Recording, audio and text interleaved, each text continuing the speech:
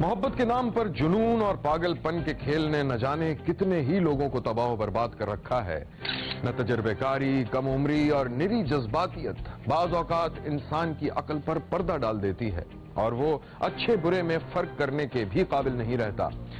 مقصد کے حصول کے لیے بعض اوقات پاگل پن اتنا بڑھ جاتا ہے کہ راستے کی ہر دیوار گرانے کا خبت سوار ہو جاتا ہے. یہاں تک کہ سگے رشتے بھی پامال کر دیے جاتے ہیں. دیکھیے لاہور سے وہ کچھ جو دیکھا ہے شبیر نے. میں ہوں پارس مسرور اور آپ دیکھ رہے ہیں کوئی دیکھے نہ دیکھے شبیر تو دیکھے گا. یہ دیکھو، یہ میں نے آج کھینچی پکچرز، کیسی لگ رہی ہیں؟ اچھی لگ رہی ہے. عدنان گھر میں داخل ہوا تو اس کی بہن آسیہ اپنے کزن وقاص کے ساتھ ہنسی مذاق کر رہی تھی. اچھے نہیں؟ کلر اچھا لگ رہا ہے.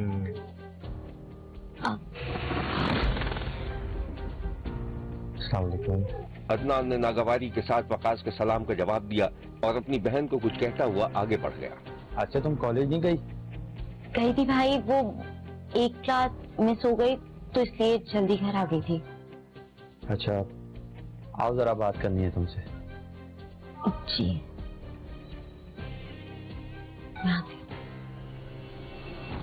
بھائی کے پاس پہنچی تو بھائی کا موڈ سمجھ گئی. بھائی آپ ناراض ہیں مجھ سے؟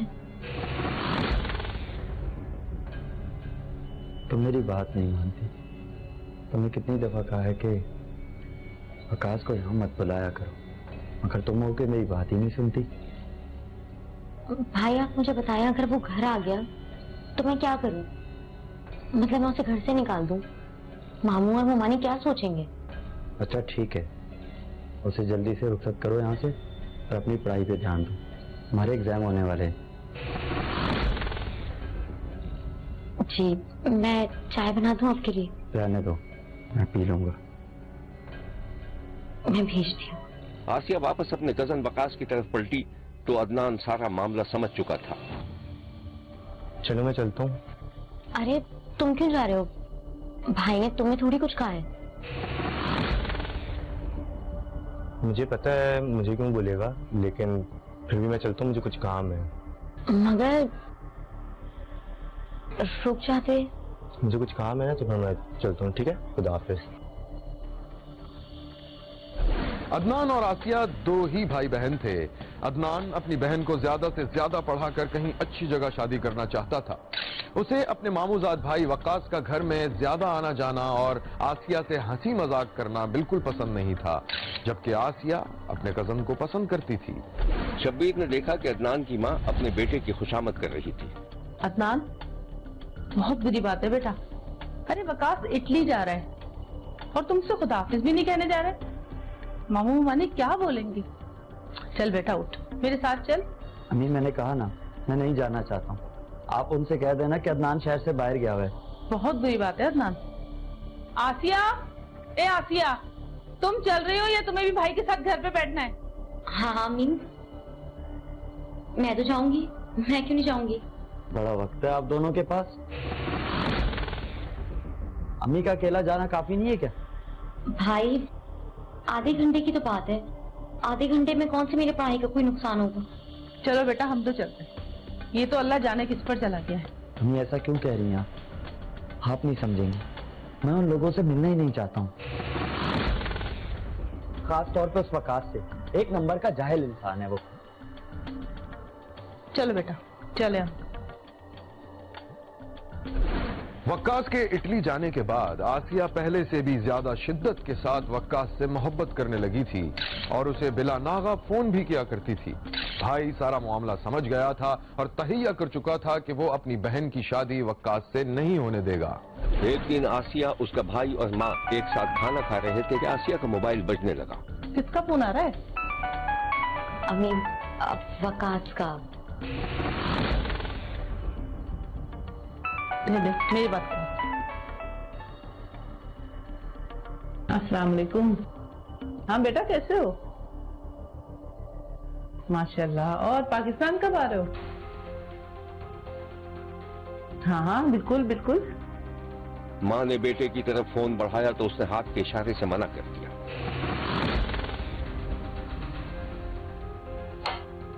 وہ اصل میں بیٹا وہ ذرا वॉशरूम में है, आते तो मैं बात कराती हूँ। हाँ ठीक है ठीक है। माँ ने फोन बंद ही किया था कि बेटा अपनी माँ पर बरस पड़ा। ये आप क्या कर रही हैं? आप जानती हैं ना मैं उससे बात नहीं करता, तो फिर क्यों फोन पकड़ा रही थी मुझे आप? भाई आप अम्मी पे गुस्सा क्यों कर रहे हैं? तुम चुप रहो। और हाँ, मुझे पता है ये सब क्या चल रहा है। अगर आप लोग ये चाह रहे हैं कि इसकी शादी वहां हो जाए तो ऐसा कभी नहीं होने दूंगा मैं। और तुम मास्टर्स कर रही हो, अपनी पढ़ाई पे ध्यान दो, अपना कैरियर देखो। पता नहीं इसलिए पंखे में क्या देख लिया तुमने। हद होती है। आसिया के भाई ने बाकायदा वक्कास से दुश्मनी पाल ली थी और अपनी बहन की शादी से न सिर्फ इनकार कर दिया था बल्कि मुबैना खुदकशी की भी धमकी दे दी थी। एक दिन आसिया अपने कमरे में रो रही थी कि उसकी माँ ने उसे देख लिया। क्या हो गया? तू रो क्यों रही है? कुछ नहीं हुआ अम्मी, आप जाए यहाँ से। लेकिन मुझे बता तो बेटा, क्यों रोए जा रही है? कुछ नहीं हुआ, मेरा दिल चाहता है मैं पूरी दुनिया को मार दूं या तो खुद मर जाऊं। भाई ने मेरा जीना हराम करके रखा हुआ है। वो क्यों नहीं समझते कि मैं वक्कास से शादी करना चाहती हूँ। मैं बता रही हूँ अम्मी, अगर मेरी जबान खुल गई ना तो बहुत बुरा होगा भाई के लिए। अच्छा अभी तो चुप कर जा, मैं बात करूंगी अदनान। चुप कर जा मेरा बच्चा। आसिया के भाई को जब ये यकीन हो गया कि उसकी बहन वक्कास ही से शादी करेगी तो अपनी बहन के लिए एक रिश्ता ले आया। अरे मेरी प्यारी बहन, दिखाता हूँ, इतनी भी क्या जल्दी है? अम्मी को तो आने दो। अम्मी एक मिनट आना। अम्मी मुझे कुछ दिखाना है आप दोनों को। क्या दिखाना है? पहले आप देखेंगी। ये देखें, प्यारा है ना? है तो बहुत प्यारा, मगर कौन है ये? अम्मी ये मेरे बॉस का बेटा है, बहुत ही पढ़ा लिखा खानदान है। और बॉस ने आसिया के लिए इसका रिश्ता भिजवाया है। अदनान तुझे पता है ना कि तेरी बहन किसी और से शादी करना चाहती है? क्यों नहीं करेगी इससे शादी? दिमाग खराब हो गया इसका। इस पढ़े लिखे लड़के को छोड़ के उस जाहिल गवार से शादी करेगी ये? हाँ, उस जाहिल गवार से करूंगी मैं शादी। पागल हो गई हूँ मैं। ऐसा कभी नहीं होगा। ऐसा ही होगा। मैंने कहा ना ऐसा कभी नहीं होगा, वरना यहीं गाड़ दूंगा तुम्हें। अदनान मेरी बात कान खोल के सुन ले। मेरी बेटी जहाँ कहेगी ना मैं उसकी शादी वहाँ करूंगी। अगर तुझे कोई मसला है ना अपना इंतजाम कहीं और कर ले जा, समझा? हमारे मामला में मत बोला कर। इस वाक़े के बाद आसिया को यकीन हो गया था कि उसका भाई पसंद की शादी रुकवाने के लिए कुछ भी कर सकता है। उसने वक्कास से एक खतरनाक मंसूबे की बात की। वक्कास मुबैना तौर पर राजी हो गया और इटली में रहते हुए किसी न किसी तरह किराए के कातिलों से बात करने में भी कामयाब हो गया। फिर एक रोज नामालूम कातिलों ने आसिया के भाई को रास्ते में गोली मारकर हलाक कर दिया। पुलिस ने तफ्तीश की तो सारी कहानी सामने आ गई। स्टोरी ये है कि हमें एकदम रिपोर्ट होता है कि एक मोटरसाइकिल पे एक सवार जो है उसको पीछे से बैक साइड से रेयर साइड से fire close short distance fire किया गया और उसकी डेड बॉडी मौजूद है। उस वक्त तक मामला बिल्कुल ब्लाइंड होता है। फिर हम इसको मजीद स्टडी करते हैं उसकी सीडीआर लेने से कि इसका रूट क्या था, ये कहाँ से आ रहा था। हमें पता चलता है ये अनारकली के एरिए का रहायशी था और वहाँ से एक बड़े गुमनाम से एरिए में ये हमें नाश मिली जो कि एक निजी बेकरी की तरफ ये मूव कर रहा था। ये एक मेहनती लड़का था, ये बाहर दुबई में भी मुकीम रहा। उसके बाद ये यहाँ अपनी बेकरी बनाना चाहता था और इसलिए अपनी ट्रेनिंग हासिल कर रहा था एक निजी बेकरी में। लेकिन शायद उसकी बहन को ये बात मंजूर ना थी। वो वकास के साथ शादी करना चाहती थी। वकास का बहुत बखूबी मकतूल अदनान जानता था। ये दोनों बाहर दुबई में भी एक साथ मुकीम रहे और पढ़ाई भी उसकी कम थी और भाई ये बात पे बाजिद था अपनी बहन से कि तुम्हारी शादी पढ़े लिखे आदमी से करेंगे। इन बदबख्तों ने यही सोचा कि इस रुकावट को दूर करने के लिए इसे इसकी जान लेना होगी। उसके लिए इन्होंने जो इटली में बैठा हुआ है उसने अपने भाई की जिम्मेदारी लगाई जिसका नाम अब्बास है।